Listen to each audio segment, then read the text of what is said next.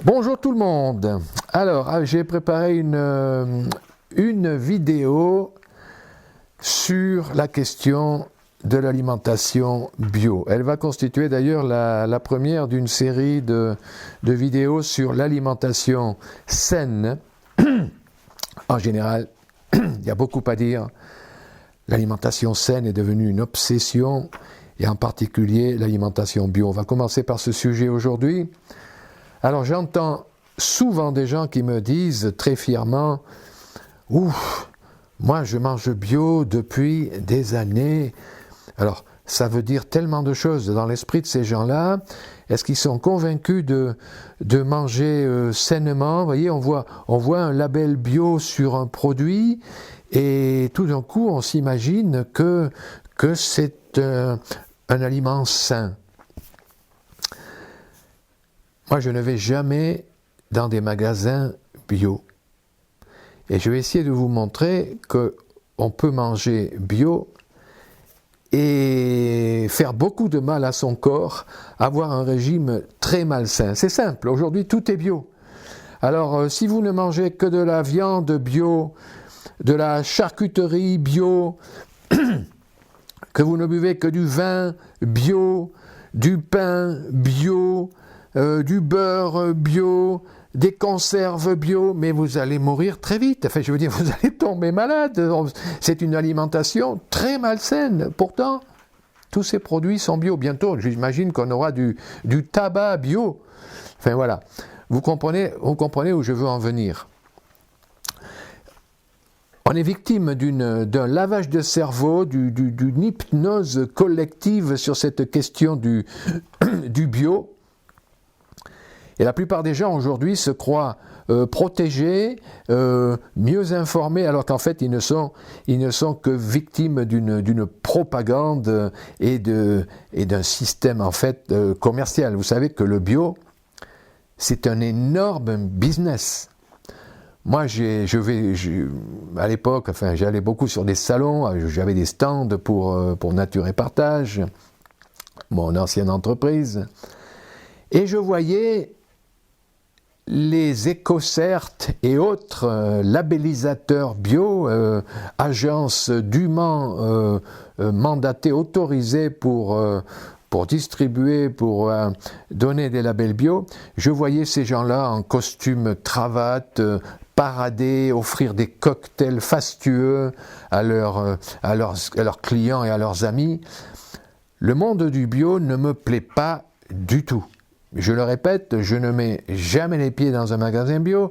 Les créateurs de magasins bio, à l'époque plutôt, aujourd'hui ce sont des chaînes, mais les créateurs de magasins bio sont des gens charmants, qui veulent faire du bien, qui sont persuadés, leurs produits ne sont pas mauvais, c'est certain. Mais je veux dire par là, on n'a pas besoin, c'est ce que je vais vous expliquer aujourd'hui, on n'a pas besoin de manger des produits bio pour être en bonne santé.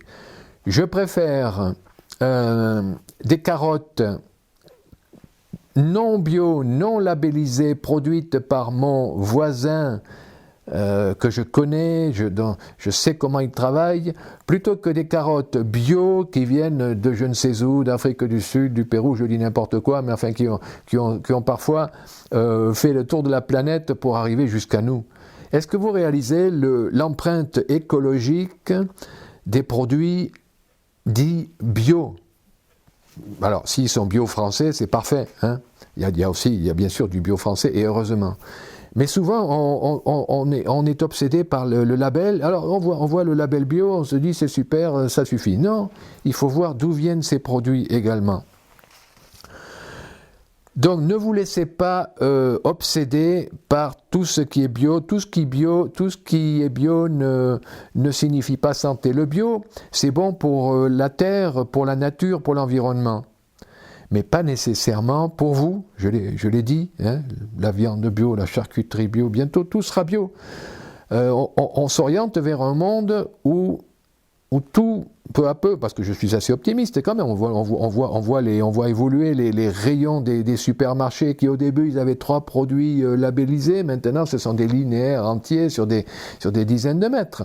Et dans 10 ans, il n'y aura plus de produits, je pense 10, 15, 20 ans, qui seront cultivés avec des intrants ou des produits phytosanitaires.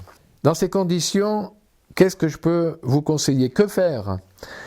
Le seul critère, si vous voulez, c'est connaître les producteurs, les cultivateurs. C'est se fournir sur des marchés paysans.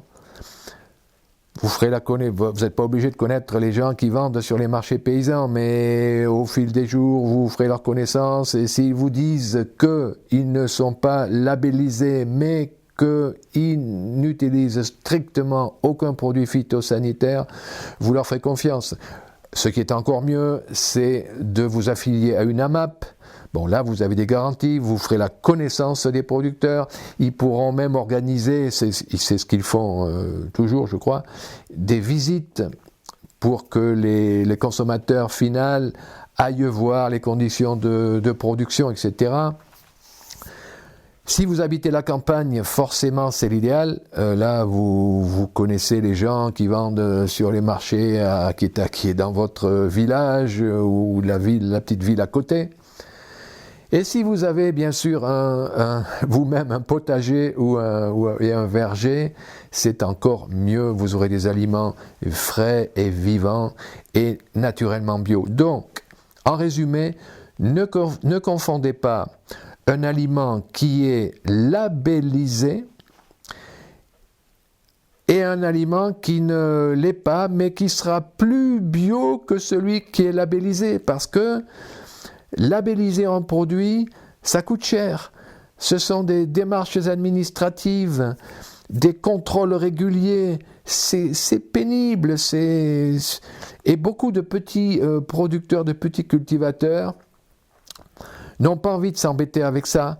Si leur circuit de vente est court, eh bien, leurs clients leur font confiance, ils n'ont aucun intérêt à aller s'enquiquiner, à essayer d'obtenir un label bio. Donc moi, je ne crois pas au label bio, je crois à une société qui va évoluer naturellement vers une relation humaine, ouverte, de confiance entre le consommateur final et le cultivateur. Donc ça veut dire effectivement, c'est une expression à la mode, ça veut dire favoriser les filières courtes.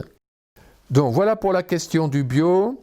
On en a fait rapidement le tour, mais je pense que j'ai dit l'essentiel. Je vous encourage à ne plus succomber aux incantations du label bio, qui au final est un énorme business. Sachez d'où viennent vos produits et sachez simplement s'ils sont produits de façon saine, naturelle ou... Parce que le bio autorise un certain pourcentage. Ça, je crois qu'il y a beaucoup de gens qui ne le savent pas. Les règlements européens autorisent, alors c'était 5%, je crois que ça augmente de temps en temps, mais autorisent un certain pourcentage d'intrants chimiques, de produits phytosanitaires. Donc, je connais des cultivateurs qui sont beaucoup plus bio que des cultivateurs labellisés bio. Les cultivateurs naturellement bio, à la limite, ils ne vont strictement rien mettre dans leur jardin, sur leur terre, alors que des cultivateurs qui ont le label bio vont jouer avec ces réglementations qui leur permettent effectivement un certain pourcentage de produits bio. Donc, en conclusion, je le répète, manger bio ne veut rien dire, ça ne veut certainement pas dire manger sainement, et ça ne veut certainement pas dire manger des produits totalement libres de produits chimiques. C'était donc la première petite vidéo sur le sujet très très large de l'alimentation saine et vous verrez dans les vidéos à venir qu'il y a beaucoup de choses à dire. Mon discours, je ne vous prends pas la tête avec des choses très compliquées. Mon discours, c'est un peu ma marque de fabrique Bernard Clavière, c'est d'avoir une approche globale, simple à comprendre. Je laisse à d'autres personnes le soin de vous donner des explications scientifiques, biologiques. Vous allez voir que moi, ce que je vous dis, c'est facile à mettre en pratique, c'est immédiatement compréhensible. Donc je vous donne rendez-vous à très bientôt pour une nouvelle vidéo sur le sujet de l'alimentation saine. Merci pour votre attention. Évidemment, je vais vous rappeler de cliquer sur le petit j'aime en bas si vous avez aimé cette vidéo, de vous abonner à la chaîne, de rester en contact avec moi et de commenter si vous voulez dire quelque chose sur ce sujet. Bye bye, à bientôt.